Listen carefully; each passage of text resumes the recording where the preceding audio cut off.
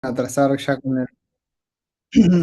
con el primer, gracias, con el primer hito de tener un memory manager andando y no lo tienen, aunque les demos uno, no lo integran en su sistema y eso es un efecto en cadena, ¿no? O sea, es como es el primer hito para arrancar bien con este trabajo y suelen demorarlo. Entonces, con la tendencia a demorarlo, si nosotros lo adelantamos, tratamos de atajar un poco eso, ¿no? Así que bueno, ahí un poco la idea que tuvieron Feder y Gonza de aprovechar este tiempo que nos quedó para ya verlo, a pesar de que todavía están con otros temas. Otros temas, llámese, terminando de entrega del TP1 en algún caso, o, pensando o con la mira puesta en el parcial. Pero bueno, como les decimos siempre, el trabajo práctico 2 es el motivo número uno y casi que diría el único motivo de recursar la materia, así que elijan sus batallas con sabiduría, diría yo. Bueno, vamos a arrancar con la clase esta. Antes de arrancar, ¿se ve bien? ¿Se escucha bien? ¿No? Sí, sí, se escucha y se ve bien. Sí, está bien. Buenísimo, gracias. Bueno, arranquemos con esto. Tiene que ver con Memory Management. ¿Qué vamos a ver en esta clase? Bueno, vamos a repasar algunos conceptos, vamos a visitar algunos temas que ya tienen un poco vistos de Archi, vamos a revisarlos por arriba simplemente para refrescar los conceptos y algunas definiciones. Vamos a ver qué es un Memory Manager y qué responsabilidades tiene, y a las responsabilidades le vamos a hacer un paréntesis, vamos a ver cuáles son las mínimas, cuáles son las normales, por así decirlo, y cuáles efectivamente les terminamos pidiendo en la consigna que les presentó Gonza hace un rato, ¿no? Para lo que es el TP2.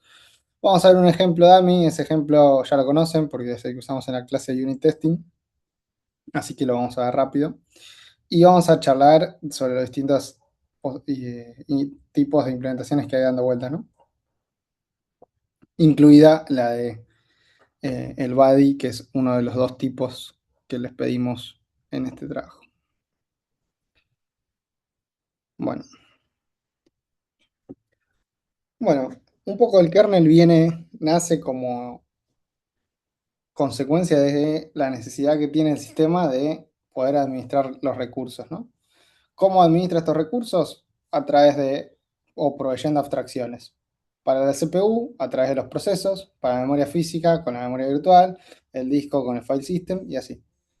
Estas abstracciones es lo que nos permite construir todo nuestro kernel y vamos a ver que ustedes van a estar trabajando con estas abstracciones en gran parte de todo el trabajo práctico. Y estas abstracciones y por qué el kernel puede armar y construir estas abstracciones sobre los recursos, por qué puede tomar ese control y apoderarse de esos recursos del sistema. ¿Alguno sabe? ¿Tiene alguna idea? Lo dejo, si no se les ocurre nada ahora, la podemos volver a visitar después de esta pregunta, pero ¿por qué creen que el kernel puede, no?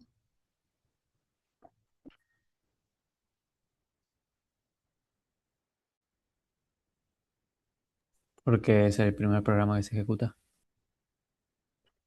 Excelente, excelente, tal cual. Ahora después más adelante volvemos sobre este tema, pero tal cual, es el primero que llega y puede tomar control de los recursos y armar este tipo de abstracciones.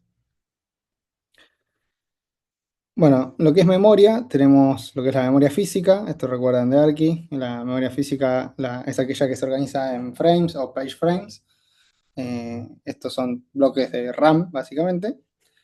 Y la memoria virtual, que se organiza en páginas, que son bloques contiguos de tamaño físico en memoria virtual. Y esto lo deben conocer y lo deben haber sufrido seguramente en el segundo trabajo, en el segundo parcial de Archi, todo lo que es memoria virtual, la famosa MMU, la Memory Management Unit, ¿no? Que se encarga un poco de hacer todo este mapeo entre el espacio de memoria virtual y el espacio de memoria física. ¿Por qué hago esta distinción? Porque van a ver que es importante que tengan presente todas estas definiciones, estos términos, porque todo lo que vamos a hablar en adelante van a hacer mención a, bueno, esto es memoria física, esto es memoria virtual. Es importante que tengan presente, ¿no? O que sepan que si estamos hablando de páginas, puedan hacer la asociación de que estamos hablando de memoria virtual, si estamos hablando de frames, que estamos hablando de memoria física, y puedan hacer esos mapeos internamente. Bueno, Memory Manager, el administrador de memoria, es un componente del kernel que va a administrar algún tipo de abstracción de memoria. ¿Por qué digo algún tipo? Bueno, depende de dónde esté parado, qué tipo de Memory Manager puedo construir.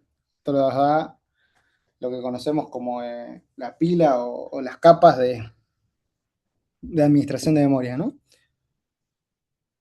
La más baja es la que trabaja sobre la abstracción directamente con page frames o frames, o sea, es decir, trabaja directamente con la RAM, ¿no? Con memoria física. Eso lo podemos conocer como si yo tengo un administrador de memoria que trabaja con memoria física, puede ser un Physical Memory Manager o también Page Frame Allocator, ¿no? Estamos hablando de lo mismo. Si subimos, cada uno de ellos se construye encima del anterior, ¿no? Si subimos a lo que es memoria virtual, voy a estar trabajando con un Virtual Memory Manager que va a estar administrando páginas en espacio de memoria. Y si subimos un poquito más y nos pasamos al kernel y vamos hacia user space, ahí vamos a tener un user space allocator que va a administrar el address space disponible. Esto lo conocen muy bien y ustedes lo han usado y es lo que charlábamos hace un par de clases, ya no me acuerdo exactamente cuándo, pero era esto de, creo que fue en la clase presencial, esto de malloc no es una system call, sino que malloc puede decantar en una system call.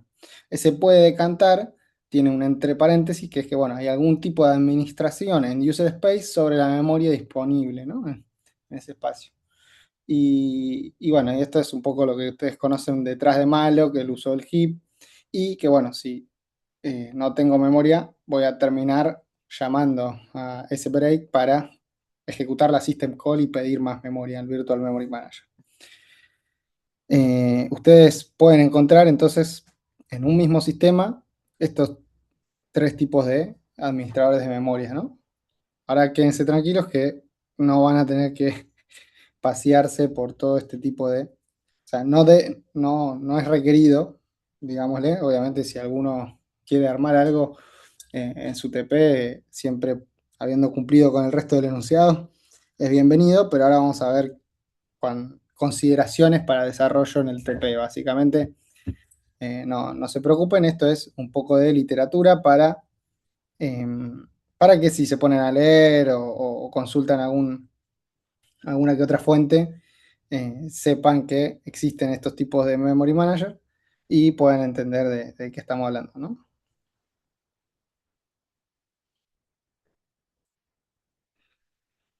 Bueno, pasemos a definir las responsabilidades de un Memory Manager. ¿Cuáles creen ustedes que son las responsabilidades de un Memory Manager?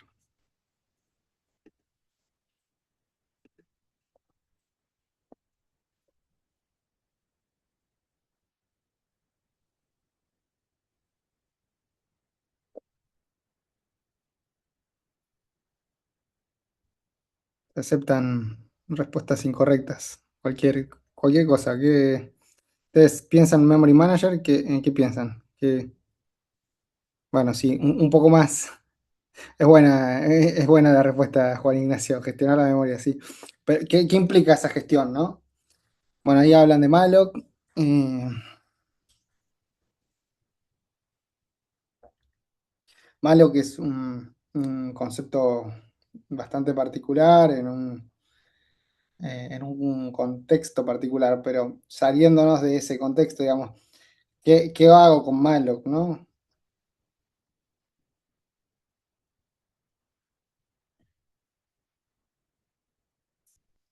Bien, brinden memoria. Bueno, eso sería.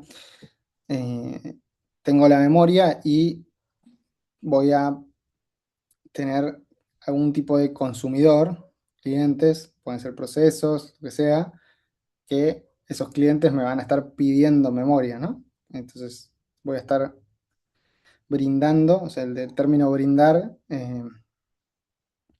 lo podemos llevar a asignar, ¿no? Quizá decir, bueno, de toda esta memoria disponible, este pedacito te lo asigna a vos, este te lo asigna a otra persona. Quizás podemos pensar en términos de asignación, ¿no? Reservación, eh, alocación, suena medio raro, pero sí, incluso ese término nos queda un poco corto. ¿Cómo tiene que ser esa asignación, ¿no? Porque, por ejemplo, viene Juan Ignacio y me pide memoria. Ah, no importa si es virtual, física, eso, Bautista, ahora después volvemos, pero más allá independientemente de qué tipo de abstracción de memoria, este es cualquier tipo de memory manager, no importa en dónde estemos parados, en la pila esa que charlamos hace un rato. ¿Cómo tiene que ser esa asignación, no? Yo le voy a dar, viene Juan Ignacio, me pide memoria y le doy memoria. Viene Facundo, me pide memoria y le doy otra dirección de memoria. ¿Qué no puede pasar, digamos? ¿O qué se tiene que dar en ese interín, ¿no?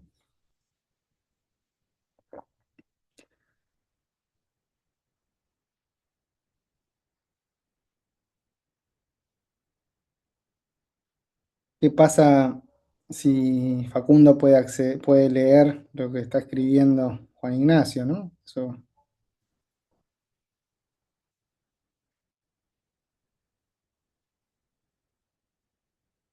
Eso les parece que está bueno, ¿no?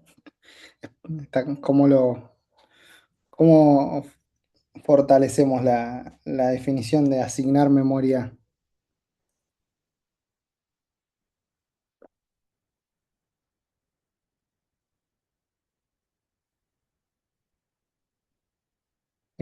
para él solo?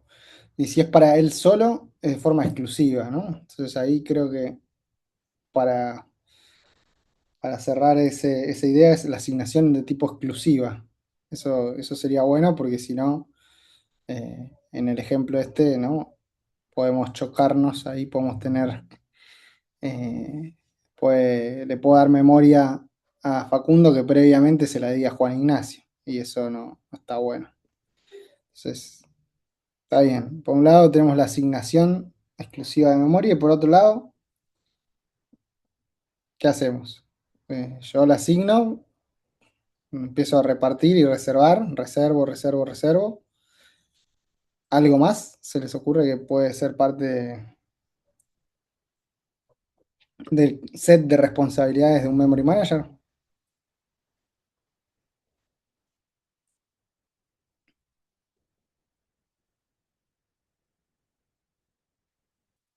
Por ahí Facundo habló de malloc. Si pensamos en malloc, cuando usan malloc, ¿qué otra cosa también hacen?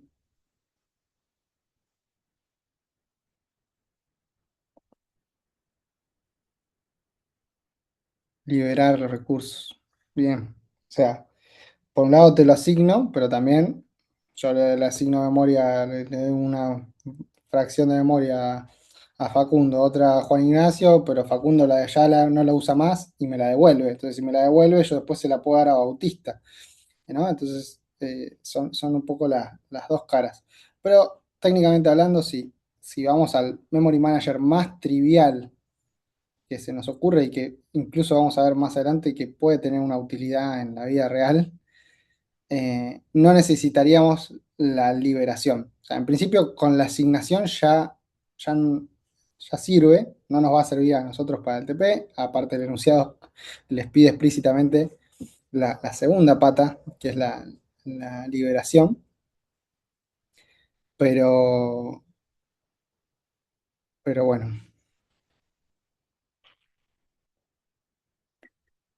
sí. Igual acá, ahora después vamos a ver. Estas son las responsabilidades básicas que vamos a plantear para el Memory Manager. Asignación exclusiva de memoria libre, esta exclusiva, ¿no? Lo que charlamos recién. Y liberación de memoria previamente asignada. Como les dije, con el primer puntito vamos a ver que hay casos reales que alcanza. Nosotros vamos a estar enfocados en aquellos que además de la asignación tienen liberación. Y además, como vieron el enunciado, le sumamos como una tercera responsabilidad ahí media extra, que es la de poder consultar el estado de la memoria, ¿no? Porque eso es algo que después se traduce a un tipo de capacidad que tiene que proveer nuestro sistema para cumplir con los requerimientos que le estamos pidiendo en el trabajo práctico, ¿no?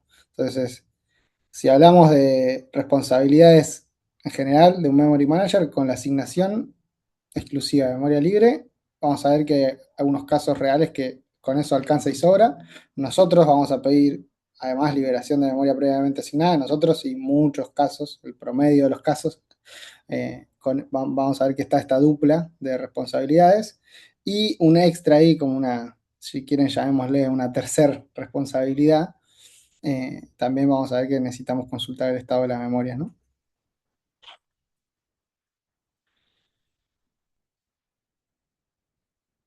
Y ahora vamos con una analogía que esta se la robamos a Ari. Ustedes seguramente ya han tenido varias analogías porque en las didácticas de Ari siempre incluye alguna analogía para intentar explicar algún concepto. Y una que usaba mucho era esta de la biblioteca.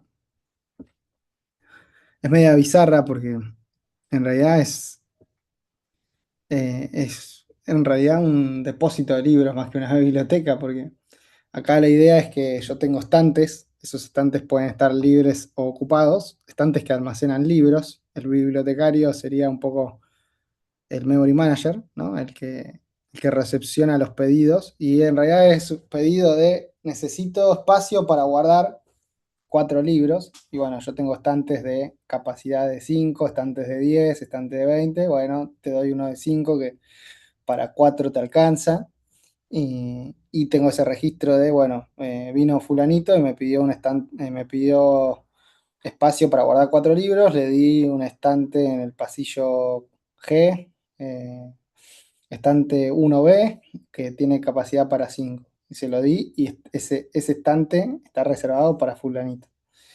Y también saber cuántos estantes quedan libres, cuántos estantes hay ocupados. Es un poco pensando en el estado de la memoria, ¿no?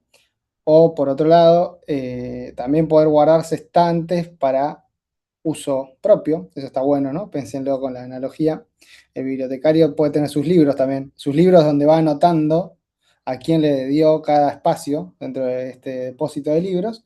Esos registros los tiene que guardar en algún libro, los va escribiendo y entonces se reserva para él también estantes para guardar esos libros con los registros.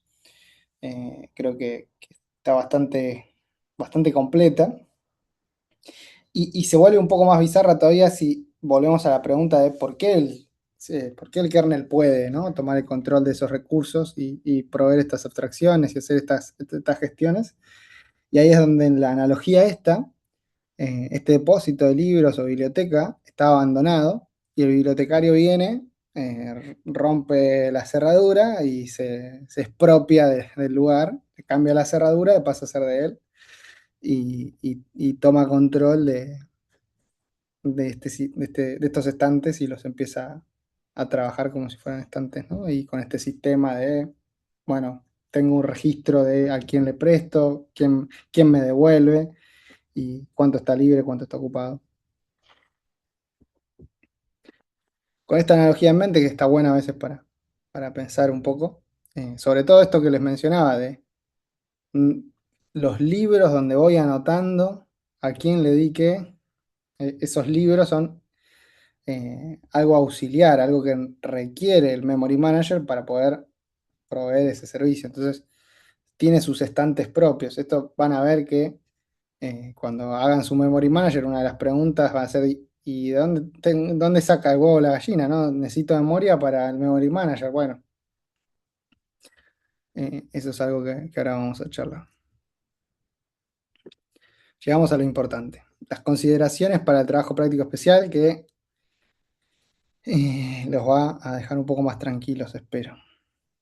Primero, existe, esto probablemente no sé si lo saben, alguno si estuvo revisando muy a detalle la- el trabajo práctico de Arki, quizás se metió más a detalle y vio, pero existe un mapeo uno a uno entre la memoria física y la memoria virtual.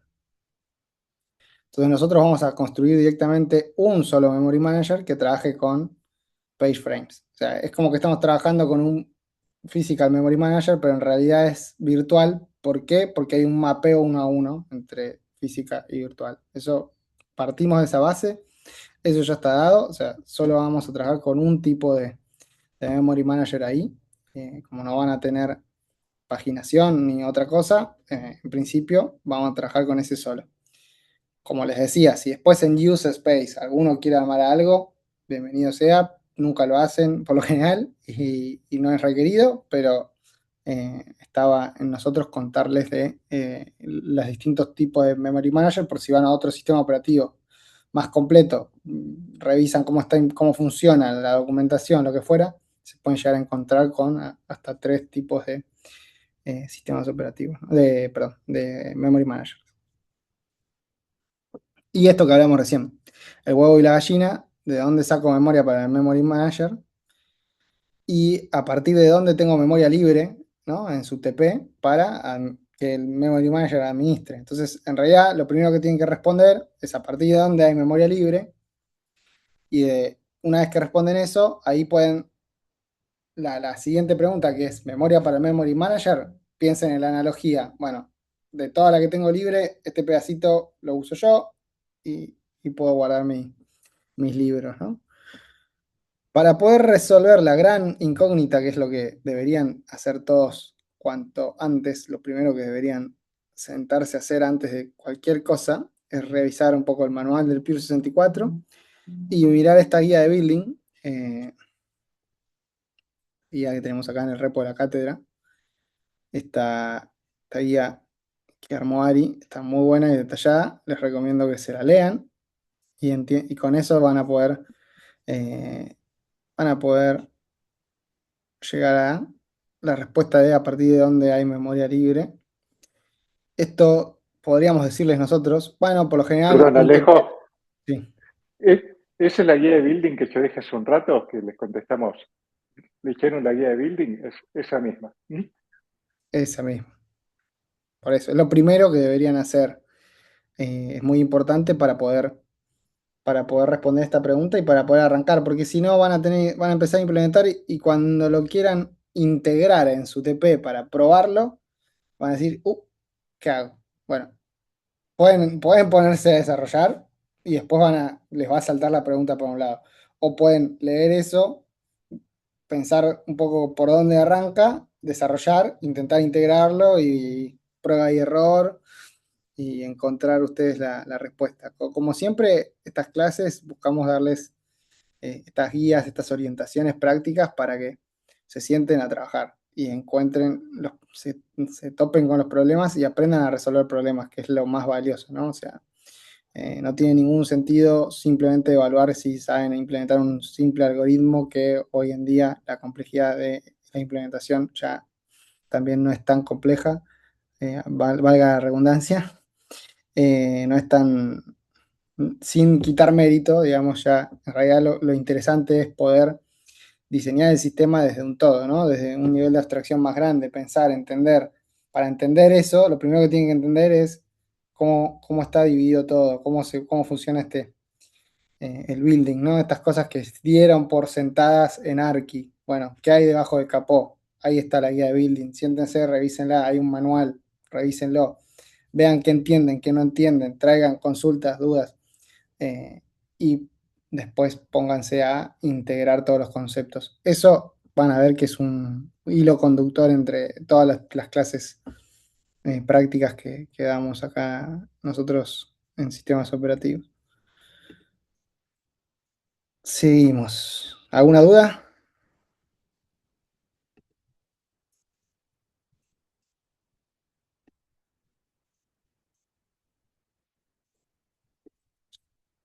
Bueno, ejemplo. El ejemplo este es el que vimos para unit testing. Recuerden que habíamos charlado que teníamos una interfaz, esto es lo que les mencionaba Gonza, ¿no? O sea, tengo un punto H que define, en este caso, bueno, eh, como es un TAD, tengo el constructor, tengo el método log memory para cumplir con lo que les pide el trabajo práctico. Deberían tener también un free y deberían tener también esto que hablábamos de poder consultar el estado de la memoria para poder cumplir con todo lo que se les pide en el enunciado. Pero la idea es que van a tener un punto H muy parecido a esto con un par de funciones más. Y después lo que van a tener es dos puntos C, por así decirlo, ¿no? Dos implementaciones de este tipo concreto de datos. Y que básicamente lo que va a cambiar es la estructura de datos que efectivamente está detrás de SSDT. Y acá tenemos una implementación muy, muy sencilla que habíamos visto un poco por arriba, que lo único que tenía era un puntero a la siguiente dirección y siempre, bueno, ni siquiera, podría ser más simple todavía, ni recibir, ni hacer el uso de la cantidad de memoria que te está pidiendo, sino tener una constante. Incluso sería más simple todavía.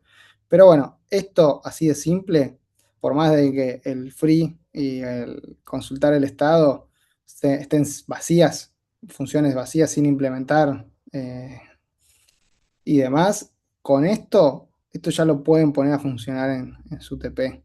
Después pueden pisar este punto C y tener el punto C de, no sé, si, después vamos a ver los distintos tipos de Memory Manager, pero no sé, si usan la free list, ¿no? Pueden tener un free list Memory Manager punto C y el body que se lo pedimos, que no lo eligen, se los elige el enunciado, bueno, y tienen el free list Memory Manager punto C y el body Memory Manager punto C, ambos con un mismo punto H, bueno, y ahí un poco lo que les contó Gonza cuando vieron el enunciado hace un rato. Es muy importante que ambos tengan una interfaz compartida, ¿no? Esto que hablaron hace un rato. Pero bueno, lo que es llamativo, lo que es importante de ver acá, es que esto así como está, ya lo pueden integrar. Entonces, ¿a qué voy con esto? Volvemos a la presentación. ¿A qué voy con esto? Pueden revisar la guía de building, entender a partir de dónde hay memoria libre para administrar, agarrar el memory manager que está en el repo que ya se los dimos, que está regalado, y integrarlo en su sistema y que funcione. Y si tienen eso funcionando, después hacen la implementación más compleja que satisface con los requerimientos del trabajo y prueban esa implementación. Y después, en una tercera iteración, hacen el buddy y prueban esto de poder intercambiar uno y otro. Pero si lo pensamos iterativamente, pueden partir de este ejemplo súper sencillo, súper trivial, que ya se los damos y que ya funciona. Y además, ya les queda como base para descartar problemas. Esto de que venimos hablando y que les decía Guido al principio de no tenemos las mismas herramientas. Cuando hay un problema, estamos más limitados. Entonces, a veces sacar factores de la ecuación simplifican el encontrar algún problema. Si estamos dudando de que puede haber un problema con el memory manager de, no sé, el free list, que tengo algún bug en el código, pongo este simple que no va a fallar porque es re simple, o sea, no permite free, es tan simple que no permite un montón de cosas, pero al ser tan simple, puedo descartar que haya un problema relacionado al Memory Manager, porque corro con ese y bueno, listo, el problema lo tengo con mi implementación de procesos. O les puede ayudar tener uno bien sencillo, que no es apto para entrega, pero sirve para debugging también. Hay muchas veces que se rompen la cabeza con temas de procesos y hay un bug en el Memory Manager. Entonces, eso también es una herramienta más que les queda y que tomar ese enfoque iterativo les va a servir para tener ese implementación cero que les sirve para este tipo de manejos que les estoy diciendo. ¿Se entiende?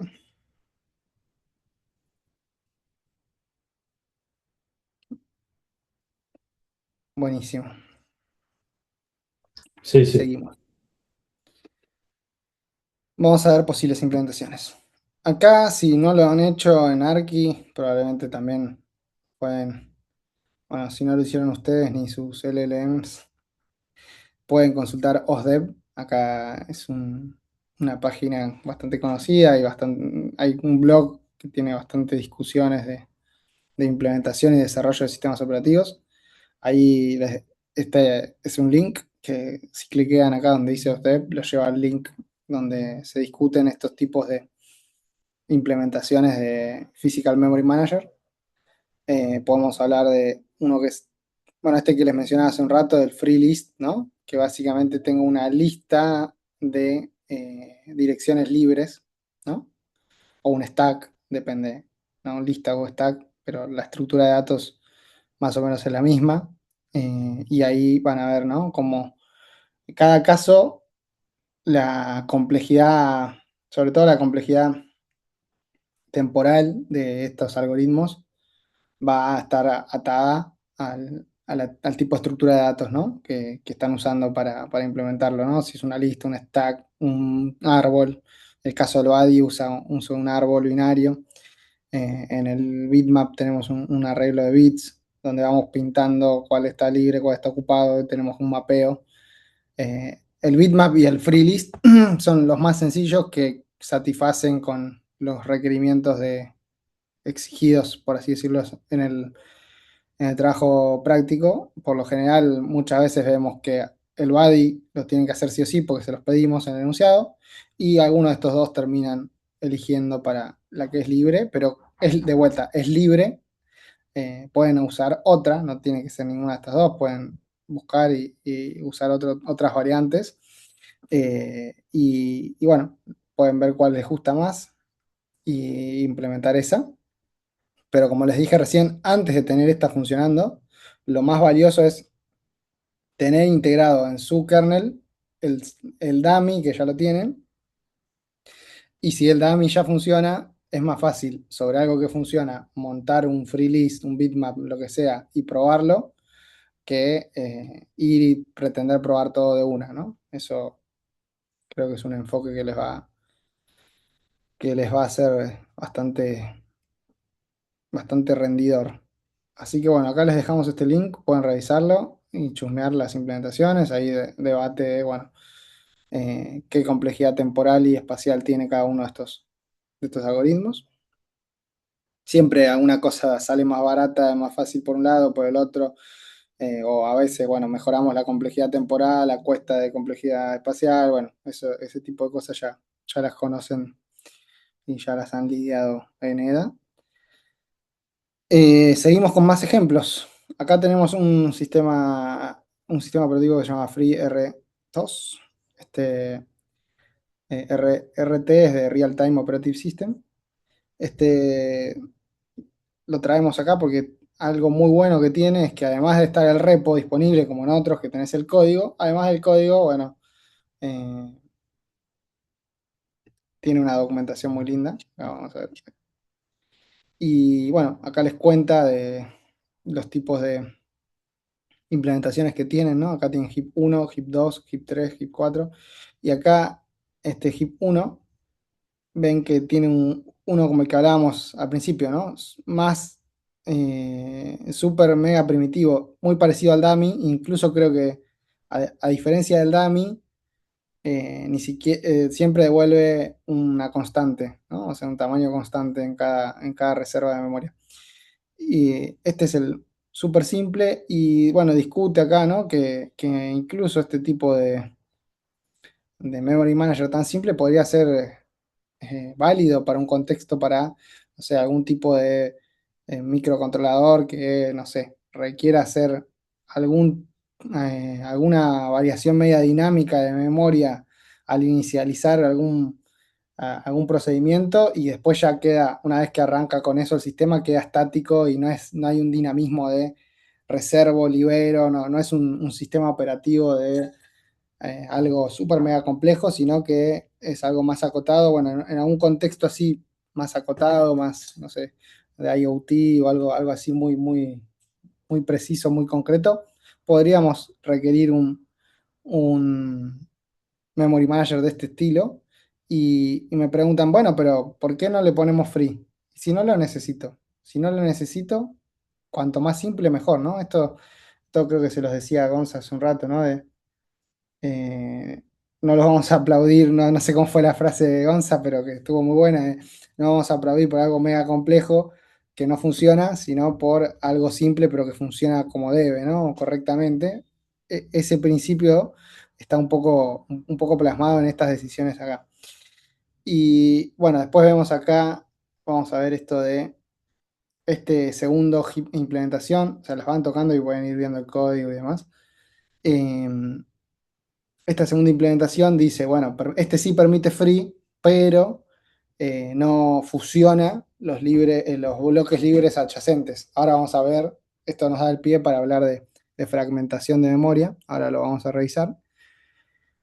Eh, Después, bueno, el HIP 3, que es parecido es un wrapper de lo que hoy se usa para malloc y free, que está también en el libro de Kernighan y Ritchie, ahora lo vamos a ver. El HIP 4, que también lo pueden usar. Incluso, digamos, no tenemos problema en que ustedes eh, agarren código, lo pueden citar y decir, bueno, nos basamos o usamos esta implementación. eh, el valor está en entender cómo funciona, en que saber qué estructura usa, entender su complejidad temporal, espacial, si eso cumple con los requerimientos que queremos, si integrarlo en su sistema, ¿no? Por eso para mí el valor o lo más complejo de ver acá no es tanto el desarrollo de una implementación concreta de algún algoritmo de estos, sino en poder integrarlo en su kernel. Yo creo que el valor está en la integración y no tanto en el desarrollo del algoritmo, ¿no? Y lo mismo va a pasar con lo que le decía a Gonza cuando hablaban de procesos, con el scheduler, ¿no? Pueden hacer uno mega complejo, mega simple, pero la integración en su sistema como un todo es lo que más vale, por así decirlo, para llevar adelante estos desafíos o estos hitos que plantea el enunciado. Bueno, volvemos. Ahora vamos a hablar de fragmentación interna, fragmentación externa de memoria, alineación de memoria. Pero antes porque ahora para eso voy a compartir la pantalla completa, no la presentación. Antes de eso también, además esta documentación de FreeRTOS, también tenemos un repo que tiene muchos, ahora se los muestro, acá. Acá tiene una lista con un montón de sistemas operativos. Incluso hay uno que usa bastante, solía usar bastante ARI en algunos ejemplos, ya no me acuerdo cuál era. Eh,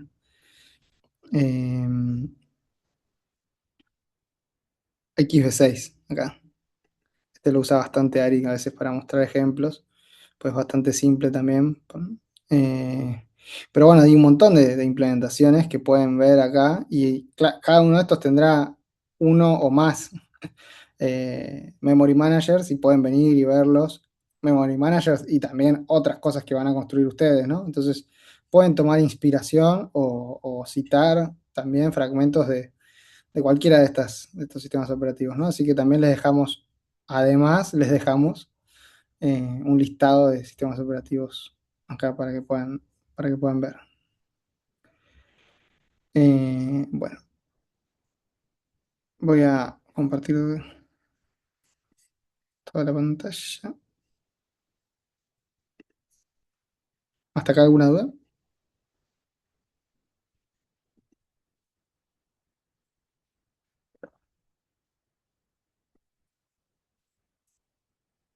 Buenísimo. Bueno, acá está esto que vimos recién, el repo con el ejemplo de AMI, que charlamos hace un rato.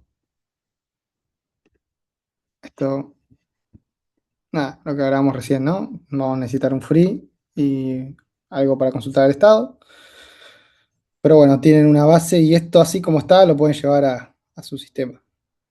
Em, la integración, cuando hablo de la integración es ir al kernel.c, inicializar esto, ¿no? En algún lado, llamar al create y saber, ¿no? Bueno, dónde salen estos valores, ¿no? O bueno, incluso puede ser solamente mandarle este parámetro y que internamente tome esto. Ustedes sabrán ahí cómo lo pueden modificar, pero el valor está ir al kernel.c y hacer esto, ¿no? Es decir, tengo inicializado mi memory manager. Si logran hacer eso, es que logran sobrellevar esa integración que tanto les estoy hablando.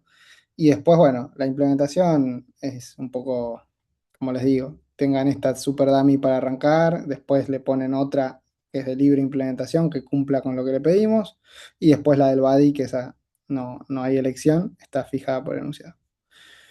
Pero bueno, vamos a hablar de estos términos de fragmentación, la fragmentación de memoria y alineación. Para lo que es fragmentación de memoria, imaginemos que, a ver, vamos a intentar subir el tamaño de esto.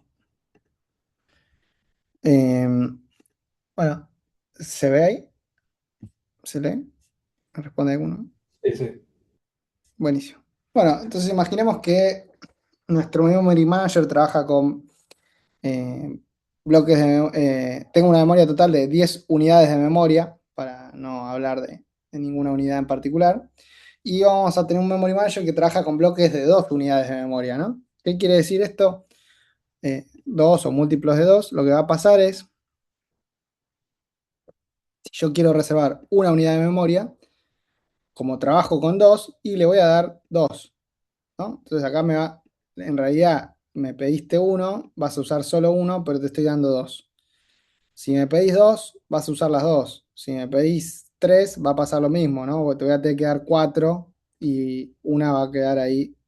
Ya sé que no la vas a usar de antemano, ¿no? Entonces en este ejemplo, A, A minúscula y C minúscula serían fragmentación interna, ¿no? Son unidades de memoria que sé que no vas a usar, pero porque trabajo eh, con bloques de 2 unidades de memoria, ¿no? O múltiplos de 2 unidades de memoria.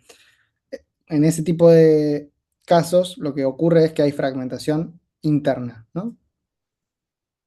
Porque es interna al bloque de memoria que trabaja el Memory Manager.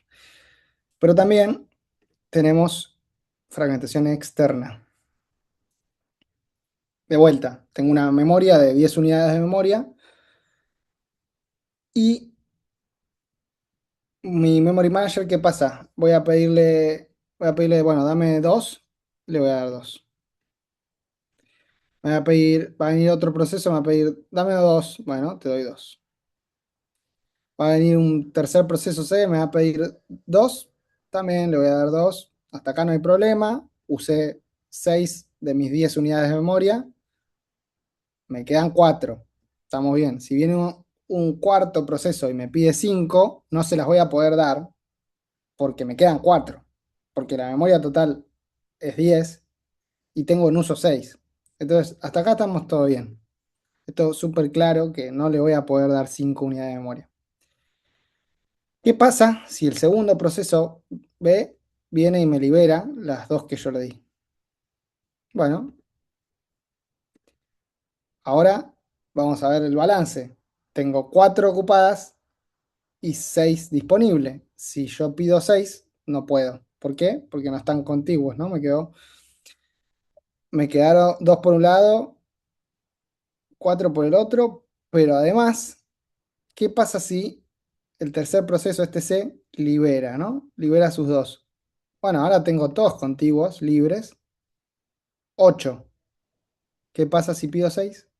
Va a fallar también. ¿Por qué? Porque ya quedó fragmentado en esos bloques, ¿no? Entonces es externa al bloque y esto de que vimos recién en la documentación de FreeRTOS que decía permite free, pero no fusiona bloques libres adyacentes. ¿A qué hacía referencia? A esto, de que en un escenario así no elimina estas divisiones, ¿no?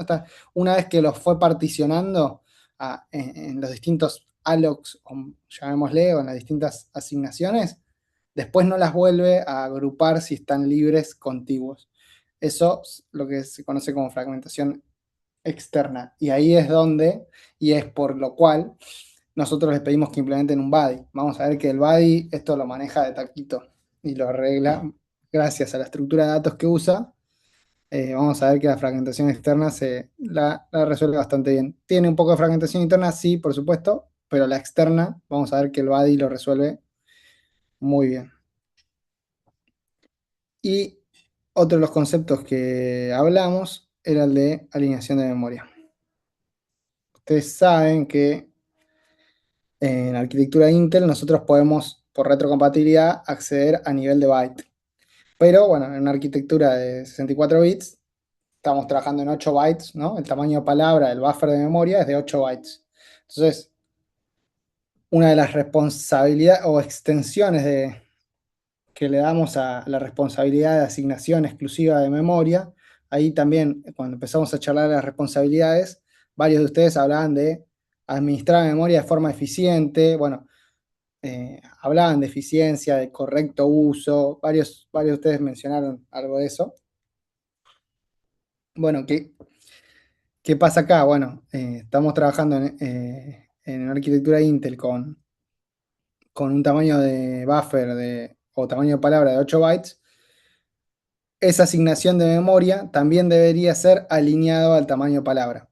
¿Por qué? Y porque si yo voy a leer en mi buffer estos 8 bytes, ¿no? Imaginemos que esta es la memoria dividida en bytes, ¿no? Está así. Si yo la veo dividida de a 8, voy a leer estos 8, es una sola lectura, voy a volcar y llenar el buffer una sola vez. En cambio, si yo trabajo con estos 8, lo que va a pasar es que voy a tener que hacer una lectura que se traiga los primeros 8 y voy a desperdiciar la primera mitad y otra segunda lectura. Entonces voy a tener dos accesos a memoria para leer esos 8. Entonces, lo que vamos a pedirles también es que el Memory Manager tenga en cuenta, ¿no?, la arquitectura en la que está trabajando y esa asignación, esa responsabilidad de la asignación exclusiva de memoria sea alineada con el tamaño de palabra. Eso lo van a poder ver en acá. Este ejemplo de estos HIP 1, HIP 2, que les decía, HIP 1 es incluso más simple que el ejemplo de AMI que les damos nosotros, pero a diferencia, si bien no tiene esto de que le podés mandar cuánta memoria querés reservar y la tenga en consideración, y sino que siempre hace un más igual, una constante, por ese lado es más simple que este, pero por otro lado, a diferencia de este, los de FreeRTOS sí tienen en cuenta la alineación. Entonces devuelve memoria previamente alineada. Eso es importante también que lo revisen y lo tengan en cuenta. Estas implementaciones, si mal no recuerdo, no sé si todas, pero varias de ellas tienen en cuenta la alineación. Bueno, volvemos con la presentación.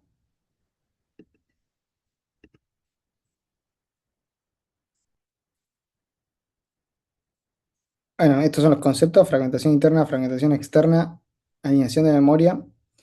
Esto de fragmentación interna y externa son conceptos que está bueno que manejen para entender qué ventajas tiene con respecto a estos pilares una implementación y otra. Ahora vamos a ver con el buddy más adelante cómo resolvemos el tema de la fragmentación externa. El tema de la alineación de memoria lo traemos a colación por esto mismo que dicen ustedes, ¿no? Hacerlo de forma eficiente, teniendo en cuenta la arquitectura en la que estoy trabajando. Eso también es parte de esa asignación. Sería, si quieren, volvamos para atrás. Cuando definimos las responsabilidades acá, sería asignación exclusiva y eficiente de memoria libre y liberación de memoria previamente asignada y consultar el estado de la memoria. Con esas tres cosas estarían cumpliendo con lo que les pedimos en el trabajo. Volvemos.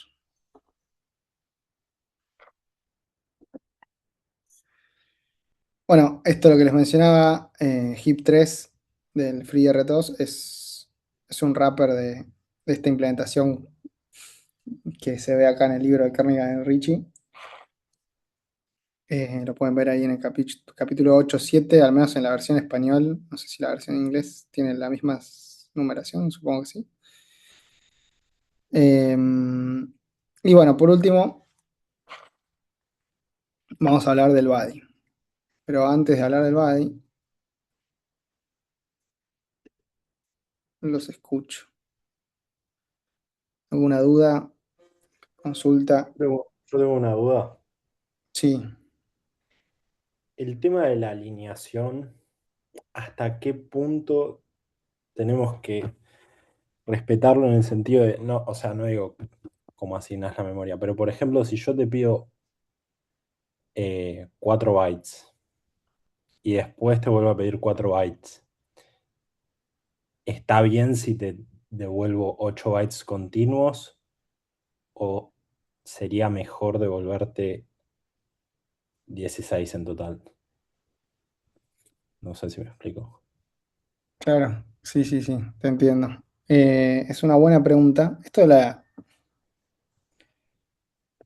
en principio podrías hacer cualquiera de las dos y va a funcionar, digamos, en el trabajo práctico, pero vamos a ver que esté alineado con el tamaño de palabra también nos va a ayudar cuando queramos construir los procesos. Vamos a ver que ahí simplifica un poco, por más de que terminás desperdiciando, podés pensar que desperdicias un poco de memoria, te resuelve otros temas también, ¿no? Así que lo vamos a volver a tocar de vuelta el tema de alineación de memoria cuando tengamos la clase de Context Switching y Scheduling, y ahí vas a ver que, bueno, que es mejor que esté que falte, además del tema de eficiencia que charlamos recién, ¿no? En la lectura.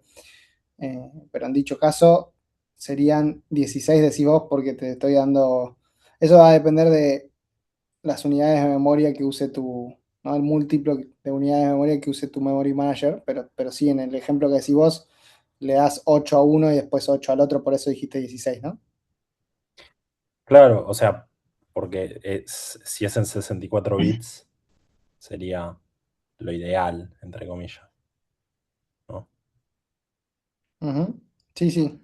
Com- Lo que va a pasar es que probablemente no vas a trabajar con múltiplos tan chicos, probablemente vas a trabajar con un múltiplo un poco más grande. Ahora vamos a ver cómo trabaja el ADI también, por ejemplo.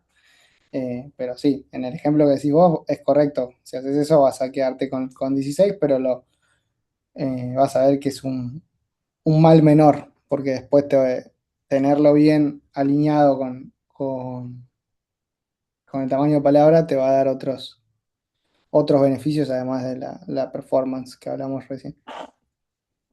Bárbaro, gracias. No, de nada. Bueno, pasamos al BADI. Esto acá les dejamos un libro donde pueden chusmear. Hay un capítulo, el capítulo 10, caso de estudio este de Linux y Android, que detalla un poco cómo funciona en ese capítulo el BADI.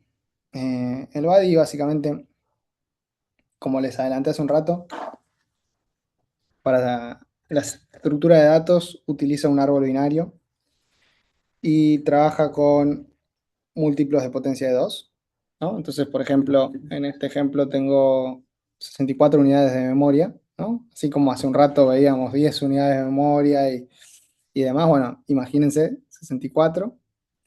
Y lo que va a hacer, por ejemplo, yo te pido 7 unidades de memoria, viene un proceso y me pide 7. Entonces lo que va a hacer es va a ir buscando la potencia de 2 mínima que cumple con eso. Entonces, 64. ¿Existe una potencia de 2 más chica? Sí, 32. ¿Existe una potencia de 2 más chica que satisfaga con el pedido? Sí, 16. ¿Existe una más chica? Sí, 8. ¿Existe una más chica? No, porque 4 ya me queda corto y me pediste 7. Entonces me voy a quedar con estos 8 de acá.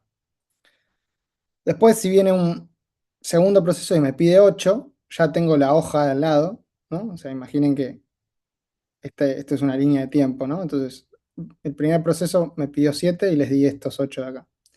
El segundo proceso me pide 8 y le doy los 8 de arriba, la hoja de arriba. Ahora viene un tercer proceso y me pide 3 como ya ocupé estos, voy a estar trabajando en la otra hoja de 16. 16, ¿existe una potencia de 2 más chica? Sí, 8. 8, ¿existe una más chica? Sí, 4. Con 4 satisfago el pedido de 3, ¿no? Y ahí me queda, me queda así fraccionado. Pero ahora, ¿qué pasa? El segundo proceso que me había pedido 8 hace free y lo libera, ¿no? Entonces me queda como acá, en el punto H estamos ahora, ¿no? Si el primer proceso que me había pedido 7 también hace free, ¿qué va a pasar? Bueno, cuando ese se libere, las dos hojas se liberaron y vuelvo, la nueva hoja pasa a ser el padre, ¿no? Entonces vuelvo a estar en 16. Lo que va a estar pasando ahí es que gracias a la estructura del árbol voy a estar evitando la fragmentación externa que hablábamos, ¿no? Entonces esto lo que sí está haciendo es fusionar bloques de memoria libre adyacentes. Entonces destruimos la fragmentación externa. Sí tiene fragmentación interna, porque por ejemplo si pido 3 te voy a dar 4, pues estoy trabajando con las potencias de 2 más chicas que satisface el pedido, o sea, siempre voy a trabajar con múltiplos de potencia de 2, entonces eso me va a... al trabajar con potencia de 2 voy a tener fragmentación interna, como en el caso este de 7 que le doy 8 o el de 3 que le doy 4. Tengo fragmentación interna, pero no tengo la externa, la dilapité con el body. Entonces, bueno, este lo van a trabajar. Probablemente este, como tiene esta lógica, toda esta algoritmo, esta estructura, a veces se complejiza un poco más, sobre todo porque a veces el uso de estructura de datos en C lo tienden a complejizar, porque es C, que no es necesario, porque si construyen y trabajan de forma ordenada, ustedes pueden tener estructuras de datos que incluso pueden reutilizarlas. Pueden tener estructuras de datos genéricas, por ejemplo, una cola o una lista. Colas o listas pueden ir dando vueltas por el TP en varios usos. Entonces, si yo tengo una genérica bien probada, que incluso la prueba en Linux, la corro con Vagrant, la corro con test, la tengo recontra reprobada y sé que tengo mi TAD de cola, de lista o mi TAD de lo que sea, después lo usan como si están en Java y usan collections con más tranquilidad de que no están haciendo mal un encadenamiento de nodos o muchas veces usan una lista doblemente encadenada y después hacen el free y no les anda bien. Bueno, esas cosas tienen que ver con el tipo de trabajo práctico que es en C y que no tiene las estructuras estas ya resueltas, ¿no? Entonces, construyanlas, ahora es fácil, ¿no?, construirlas, conseguirlas, probarlas, pero separen el problema, ¿no? Que el problema sea, no entendí el algoritmo de Buddy, no lo supe implementar, pero que el problema no sea, hice mal la estructura de datos. Eso creo que si separan bien eso, les va a ayudar también a dividir los tipos de problemas, ¿no? Problemas asociados a estructuras de datos ya los podrían tener resueltos. Y que los problemas que le queden tengan que ver con la integración, como hablábamos hace un rato, con el entendimiento del algoritmo y su implementación, y no porque sé, ¿no? Esto que hablamos, ¿no? Que en la clase presencial, por más de que lo dijimos antes, para el trabajo práctico uno que es así de simple, dijimos, por favor, no tengan 3.c con 3 mains de 400 líneas que resuelven la view, el master y el jugador. Y en la clase de consulta vimos, sí, Guido no me deja mentir, o sea, vimos ese tipo de prácticas. Entonces, si trabajamos de esa forma, probablemente, ¿qué vamos a hacer? Vamos a decir, bueno, hago el free list para el primer memory manager. Me armo una lista ahí adentro. Después tengo una cola de listo para los procesos. Me armo una cola ahí adentro. Para el body me armo el árbol, me armo la lista doblemente cadenada, todo ahí adentro. Entonces terminan teniendo 50 implementaciones ad hoc adentro de cada cosa y que encima, cada vez que la hacen, pueden introducir nuevos bugs, ¿no? Entonces, tengan en cuenta eso. Empiecen a pensar en no todo tiene que ser estructuras genéricas, pero con este tipo de estructura de datos, sobre todo colas, listas, más que nada, eh, piensen en algo que sea reciclable, porque les va a ayudar mucho y les va a agilizar, les va a les va a servir para ahorrar algunos dolores de cabeza. Dicho eso, terminamos con esta clase express introductoria de administración de memoria. Sabemos que probablemente hoy no tenemos el mayor de los presentismos, ni que quizás están con el foco en terminar de entregar TP1, con el parcial. La recomendación es aprovechen que adelantamos esto. El 20 tienen la defensa. La defensa del TP1 no es algo que tengan que preparar. Si ustedes trabajaron, es algo que sale de taquito, no es que hay que estudiar ni preparar ni nada. Adelante en el TP, adelante en el TP2. Paso 1, agarren el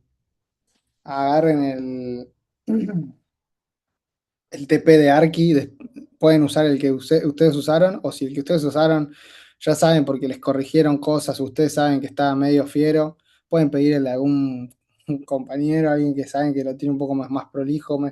También si tienen juegos, cosas que hicieron en Arki, un graficador de funciones matemáticas, todas las cosas raras que le agregan al TP de Arki, bórrenlas. O sea, preferible que no estén a que estén molestando y que después les traigan problemas. O sea, vayamos al principio de simplicidad.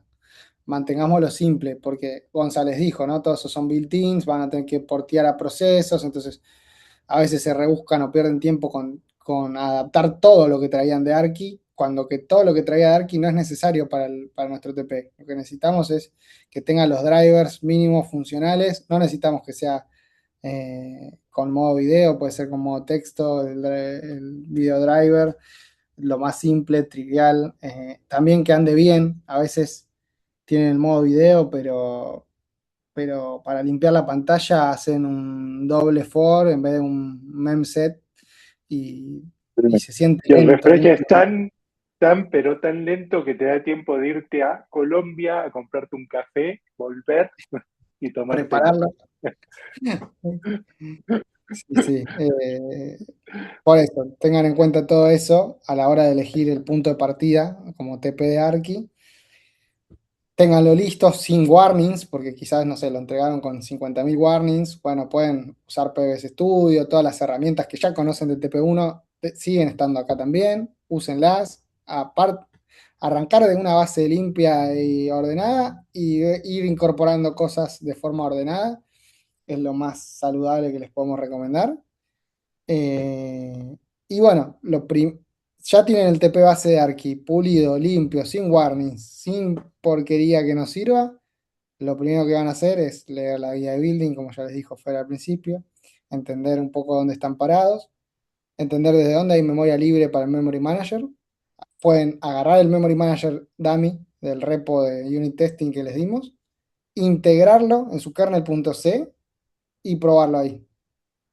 Eso es lo mínimo que deberían estar avanzando en estas próximas jornadas para arrancar bien con este TP y tener algo de margen para los imprevistos. Y créanme, y no lo digo para asustarlos, porque yo sé que todos los profesores siempre le van a decir que es su TP, que es su materia. Créanme, o sea, hasta ahora pueden notar que no somos de poner el palito para que lo pisen, no hacemos nada raro. Si se lo estamos diciendo desde antes de darles el TP1, ya les estamos hablando del TP2. Pueden preguntarle a cualquiera que haya pasado esta materia antes. Es complicado y los imprevistos ocurren, ¿no? Y no siempre se resuelven de un día para otro. A veces están semanas con un mismo problema. Semanas. Entonces, Es imagínense más, si están... le podemos contar un caso patológico de una gente que no aprobó el TP2 y tuvo que recursar. Y el cuatrimestre siguiente se confió porque dijo, hice casi todo, me falta arreglar, todo cansada, para no decir un tema. ¿Y saben qué? No llegó a entregarlo de vuelta. ¿Sí? ¿Eh? Aprobó en el recuperatorio. O sea, no se confíen. ¿Sí? Alejo Tal da cual, fe porque él fue el que lo corrigió. Así que, tal cual. O sea, ¿sí? imagínense que yo no tengo ganas de recursar dos veces al mismo grupo, ¿no? Por un trabajo. Y con todas las herramientas y todo el tiempo y todo lo que...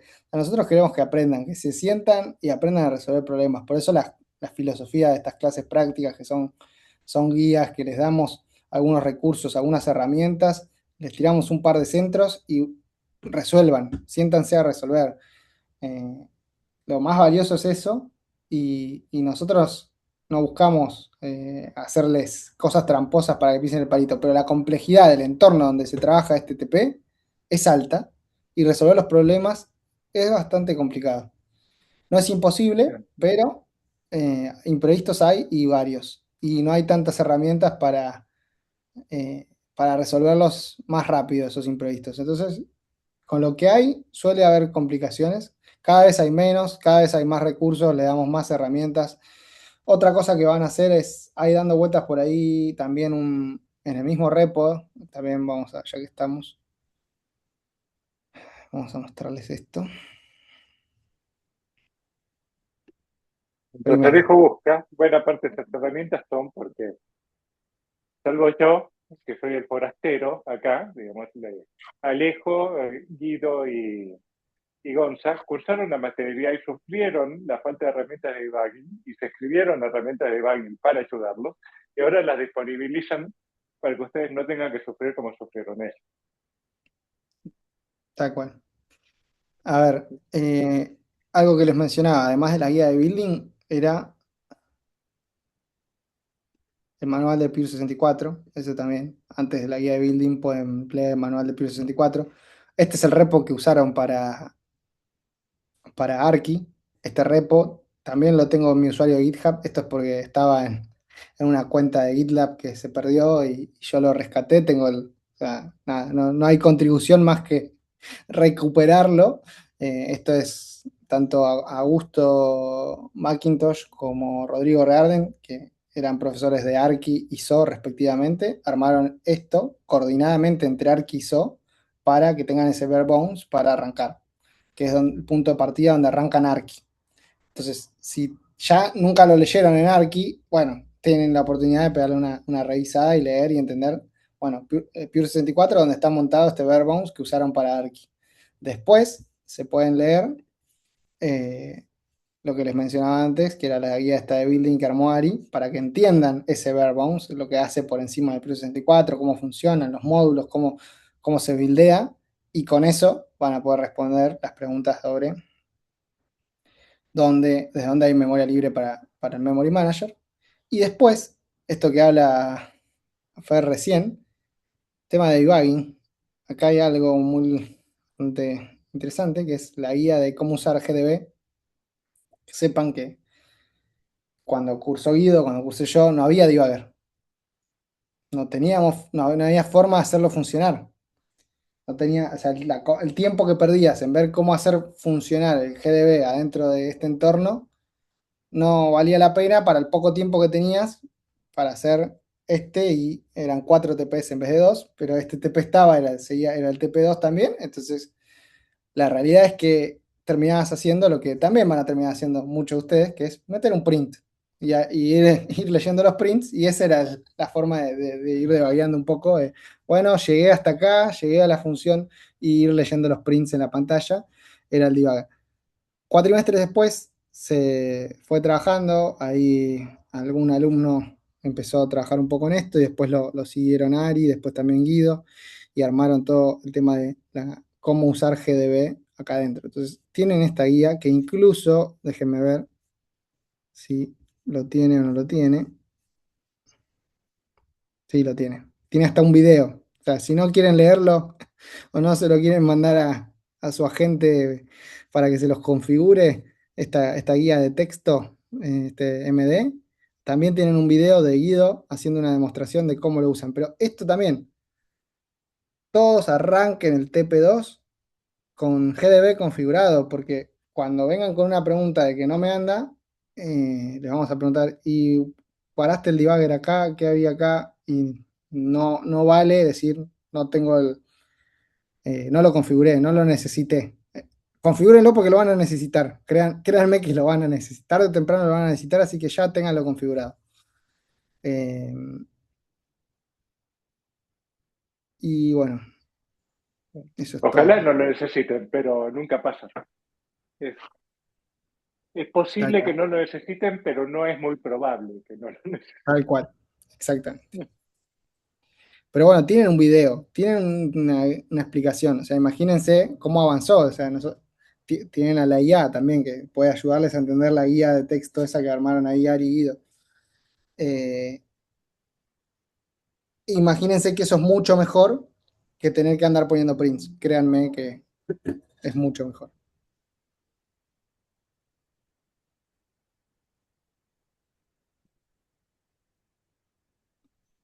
Bueno, no lo lograste instalar. Ahí fíjate, Juan Ignacio, de revisar la guía esta que te está en el repo de la cátedra. Y incluso si seguís con algún problema muy particular de Mac, que no deberías, pero si lo tenés, fíjate en el foro, porque si, nada, ya varios cuatrimestres que tenemos mucho, imagínate, ya hace un par de cuatrimestres casi todos los usuarios de Mac tienen chip M algo, y así que está contemplado. Quédate tranquilo ahí, Juan Ignacio, que deberías poder usarlo. Es muy importante, es sumamente importante que tengan el GDB instalado. Pero bueno, esto no sé si alguien tiene Sí, alguna duda sobre memoria. sí, Si y no, un sí. detalle sobre GDB es, mírenlo también y aprendan a interpretar los valores que les den, porque de golpe lo van a correr y van a ver los valores de los registros, los valores del stack, y cosas por el estilo. Y es importante que el número en extra que les da, eso, eh, ustedes vean si tiene sentido o no. ¿Sí? Si la máquina tiene 512 megas de memoria, ¿tiene sentido que esto esté apuntando a 64 gigas? No, no tiene. ¿Sí? Porque que esos números no tengan sentido es un buen indicador de por dónde viene el problema. ¿Sí? Se les corrompió la memoria, pillaron la estructura de datos, les quedó basura. ¿Sí? O se me cuelga, ahí sí, mira, sí. Y esto que ve que está apuntando a algún lado es un conta. ¿Sí? Y cuantas más data nos tiren de ese aspecto, cuando nos hacen la consulta, más, es más sencillo para nosotros ayudarlo, porque si no le vamos a decir, ¿corriste una stack trace? ¿Cuánto valen los registros? Y es tiempo que se podría dedicar a ayudarlos a resolver en vez de hacer una pregunta que ustedes tengan que volver. ¿Sí? Tal cual. No, y esta consulta la tienen un sábado a la madrugada, antes de la entrega. Bueno, probablemente usar el debugger va a ser más rápido que esperar a ver si tienen suerte con el foro. Si alguien está trasnochando y les responde un sábado a las 3 de la mañana.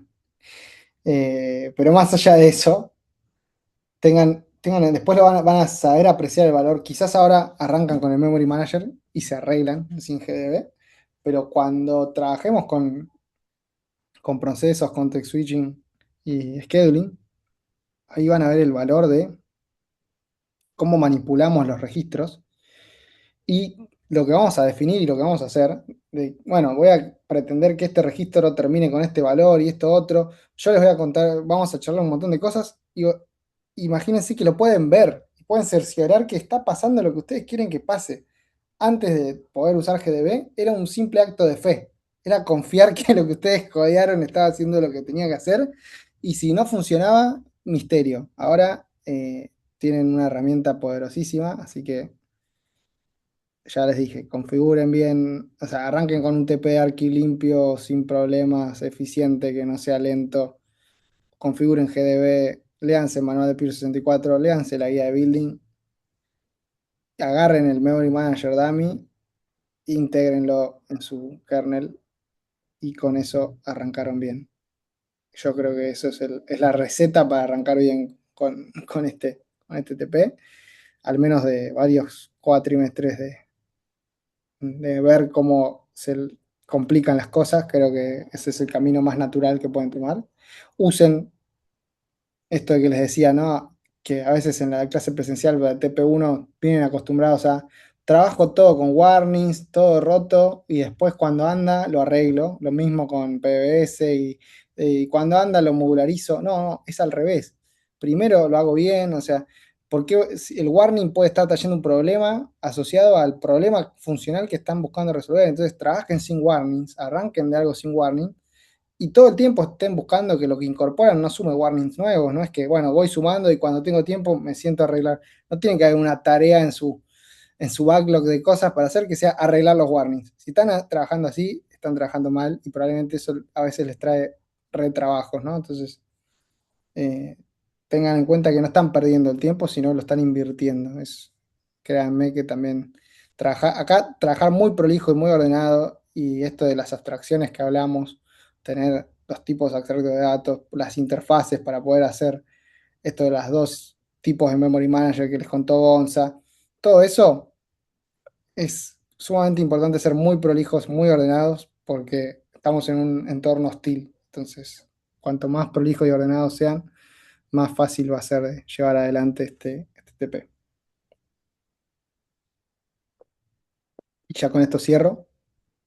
De vuelta, estamos exagerando, no queremos asustarlos, es simplemente la realidad, las estadísticas, año a año, cuatrimestre a cuatrimestre. Cada vez hay más herramientas, cada vez hay más recursos. Igualmente, el resultado sigue siendo el mismo. Imprevistos que no tienen fecha de fin. Tienen fecha de inicio, pero no tienen fecha de fin a veces. Entonces, tómenlo con cuidado, Pareciera como que, no se duerman. pareciera como que como tienen más recursos y más herramientas y más todo, se confían más y se relajan, en vez de decir, las aprovecho para no quedarnos sin tiempo. Lo mejor que les puede pasar es llegar a la entrega de este TP y decir, qué exagerado Fer, qué exagerado Gonzalo, Guido. Ojalá, ojalá que sea ese el caso y no lo que pasa siempre, que Sí, vienen y dicen, bueno, ¿podemos correr la entrega? Sí, sí. yo te la corro, pero la nota hay que entregarla, se termina el cuatrimestre. Nosotros no tenemos problema en que entreguen una hora después, un día después, ya saben, ya se lo dijimos para el TP1, también aplica, pero la entrega de notas para que cierre el cuatrimestre y se puedan inscribir en los finales es un punto que no podemos correr. Entonces, nada, ténganlo presente. Sí, es más, la fecha de entrega del TP2 es la última fecha que le podemos dar que resulte práctica para que entre en la defensa y el recuperatorio. No la podemos mover más porque ya nos vamos atrás del cierre del cuatro.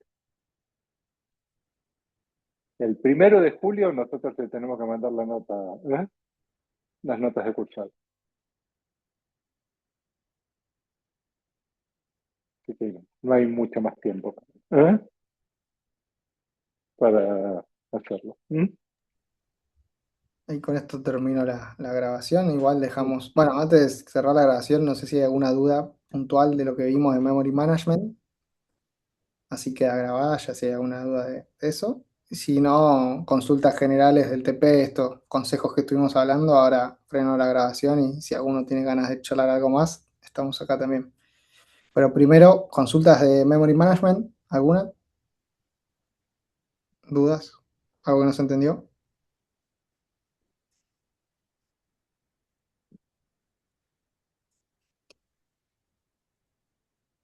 Perfecto. Bueno, ahí terminamos la grabación. Entonces.